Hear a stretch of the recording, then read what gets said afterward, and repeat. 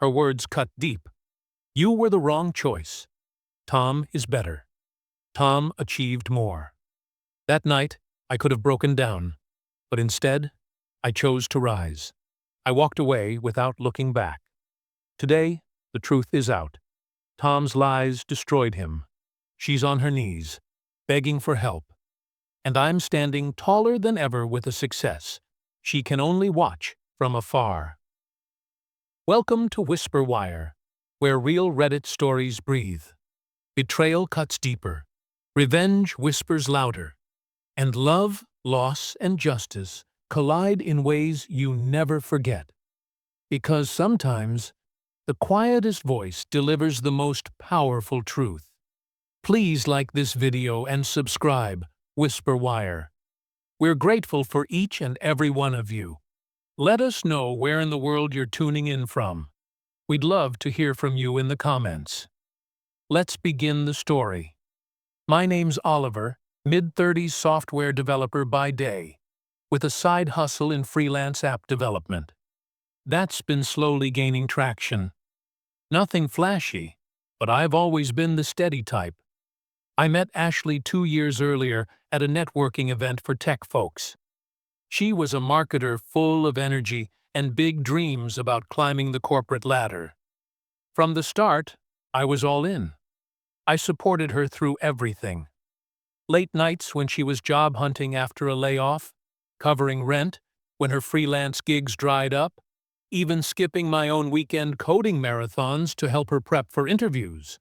I cooked meals, listened to her vent about toxic bosses, and celebrated her small wins like they were mine too.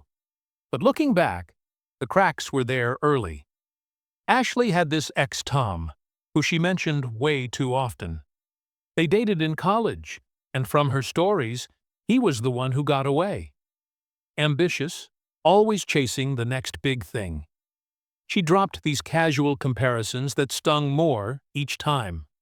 Like one evening after I'd just landed a decent freelance contract, we were chilling on the couch in our apartment. I'd been excited to share it, thinking it would be a step toward that house we talked about buying someday. You know, Tom started his own startup right out of school, she said out of nowhere, scrolling through her phone. He didn't wait around for side gigs, he just went for it and made it happen. I paused the movie we were watching. Ash, this contract could lead to more stable work.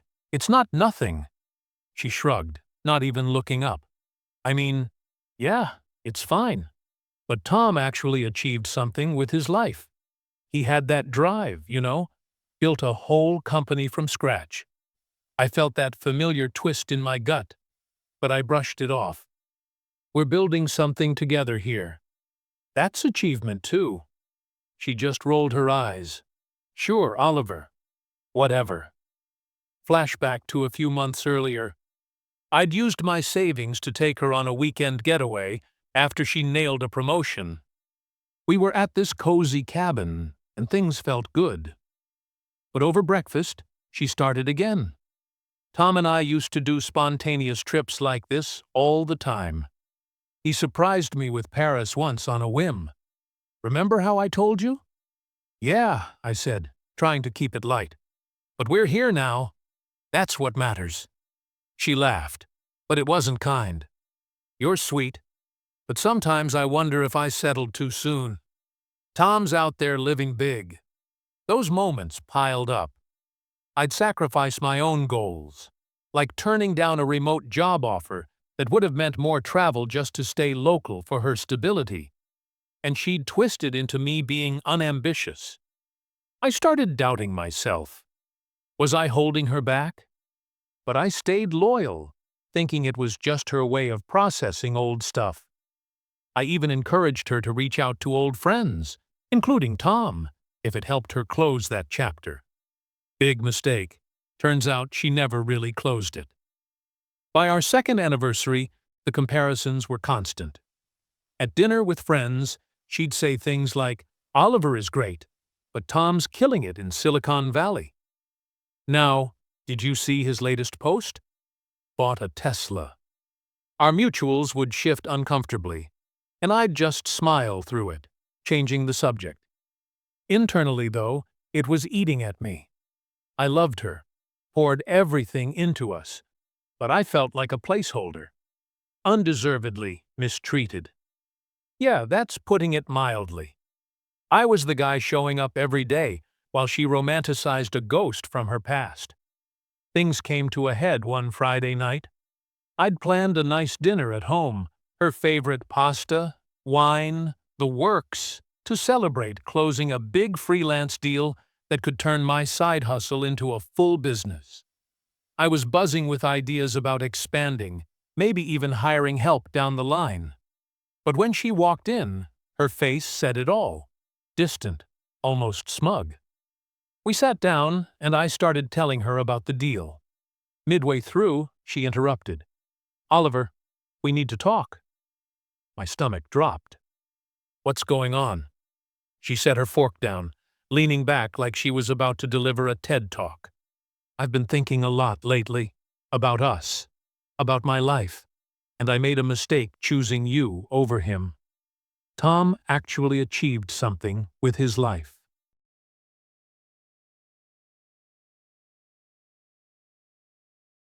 "He's built empires while you've been tinkering." I stared at her, the words hitting like a slap. Tinkering. Ash, I've been building this for us. Supporting you through everything. She waved that off. Support is nice, but I need more. Tom's back in touch. We reconnected a few weeks ago.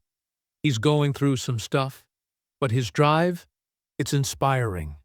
We were always meant to be.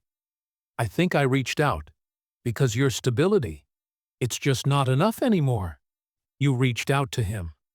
I kept my voice even, but inside confusion swirled.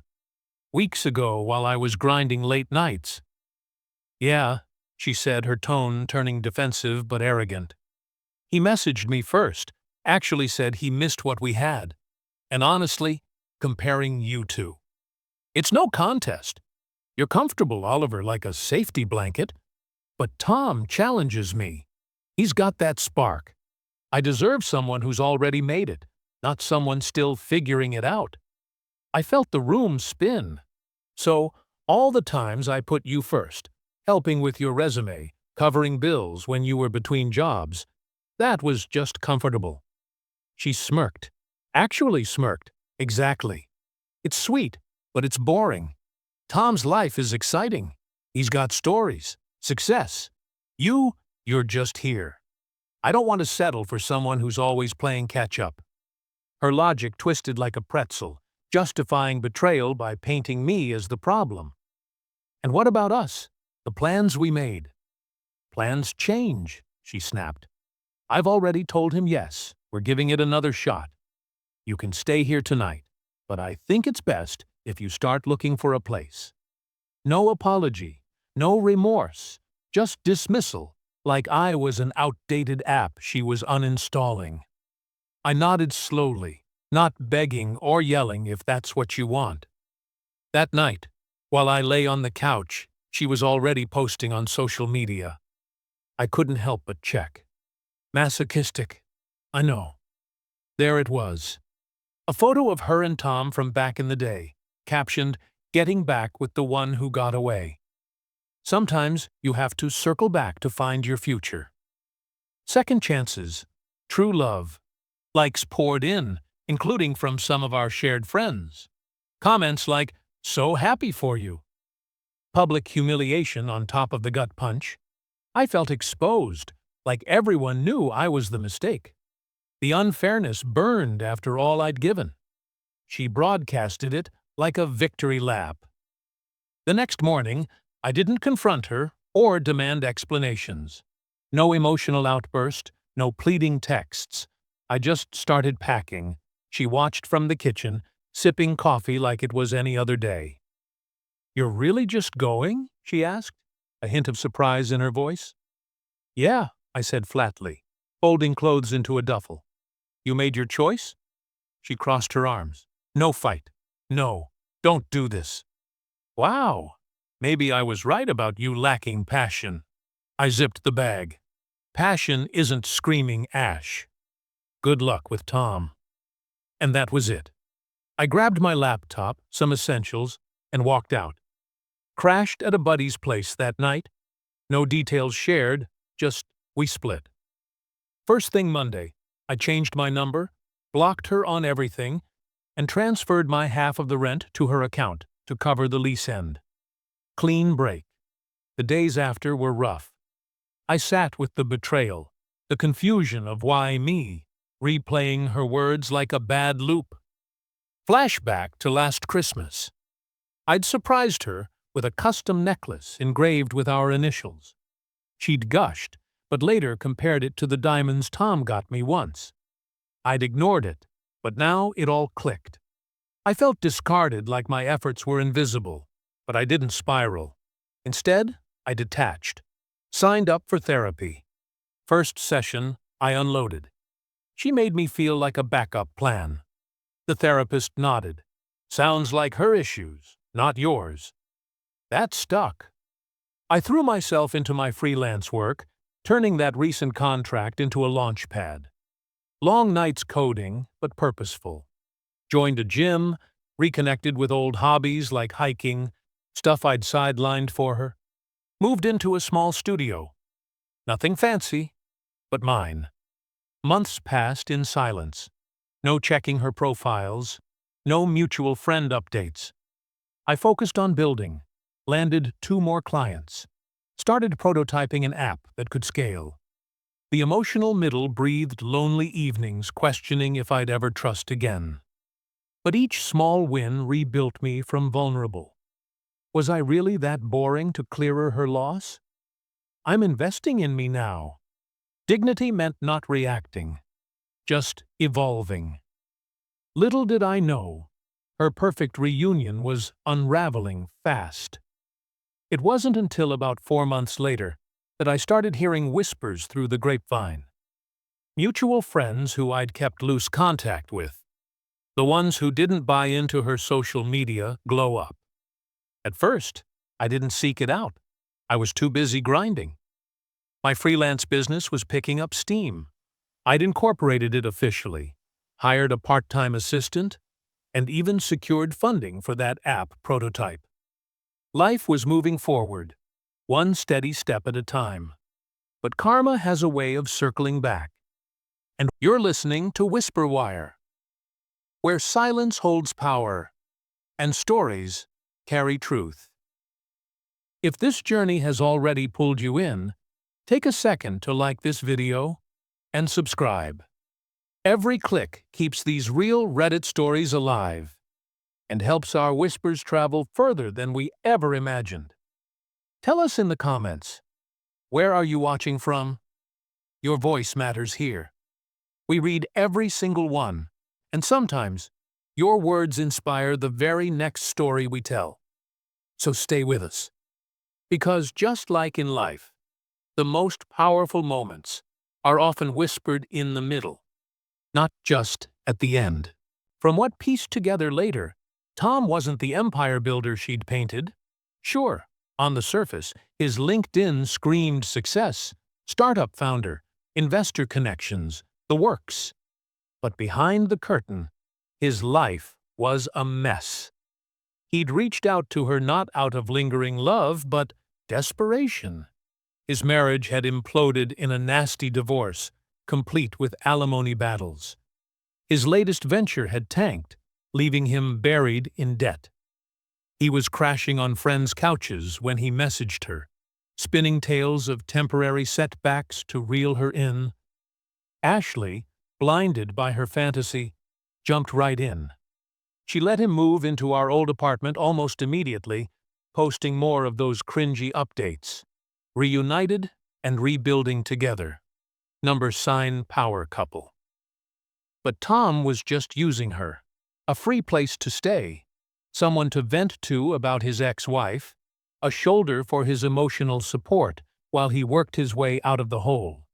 He borrowed money from her just to tide things over, promising repayment once his deals closed. She covered his bills, hyped him up to her circle, even introduced him as her successful partner at events. Then, once he got back on his feet, a new investor gig that paid off his debts, He bailed, ghosted her overnight, leaving a note about how she was holding him back, just like before. Turns out, that's why they'd split in college. She wasn't ambitious enough for his ego back then, either. Now, roles reversed. He discarded her like yesterday's news. She was left with maxed-out cards from helping him, an apartment she couldn't afford alone, and a reputation in tatters. Those public posts, they backfired hard. Friends who congratulated her initially started distancing themselves when the truth leaked. Tom's ex even commented on one, exposing his patterns. Ashley became isolated, her job performance slipping as the stress mounted. She got passed over for a promotion she'd been gunning for, and rumors swirled that her constant drama was the reason. I didn't gloat when I heard bits of this. No shot in Florida, at parties. But damn, the irony stung sweet. She'd chased achievement and got a fraud who mirrored her own manipulations. Meanwhile, I was quietly thriving, my business hitting 6 figures in revenue. Karma didn't need my help. It unfolded on its own timeline. The first crack in my no-contact wall came via a new number. Hers, I assumed about 6 months post-breakup.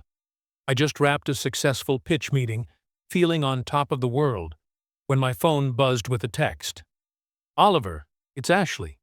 Can we talk? I miss you." I stared at it, the old confusion flickering briefly. But I deleted it without replying. More followed that week, escalating from casual to pleading. "Hey, I know I hurt you, but things with Tom, they weren't what I thought. He used me. Can I call?" No response from me. Then voicemails. "Oliver, pick up. I was an idiot. You were always there for me, and I threw it away for a fantasy. Please, let's meet. I need to explain." Her tone shifted, sweet at first, laced with regret. But when silence met her, desperation crept in. "Why are you ignoring me? After everything, you owe me a conversation at least." Over. That hypocrisy boiled under the surface, but I stayed detached. Blocked the number, but she found workarounds. Email next subject. "I'm sorry. Let's fix this. Oliver. Tom's gone. He left me in a mess. Debts. Heartbreak. I realize now you were the real deal. Your stability. I took it for granted. Remember how we used to plan our future? I want that back. Call me." Attached was a photo of us from happier times. Like, that sway me. I archived it. No reply. That's when her circle got involved. Toxic and unpleasant, just like the plan warned. First, her best friend messaged on social. "Dude, Ashley's going through hell." I shook my head. "Number." She grabbed my arm. "Why?" "I know I was cruel, but people change. My friends say you're being stubborn. Even Mom thinks you should forgive." Her pleas turned angry. "Fine. Ignore me. You're just bitter because I chose better or thought I did. But look at you. Still single. Buried in work. Pathetic. True colors shining." I pulled away. "Goodbye, Ashley."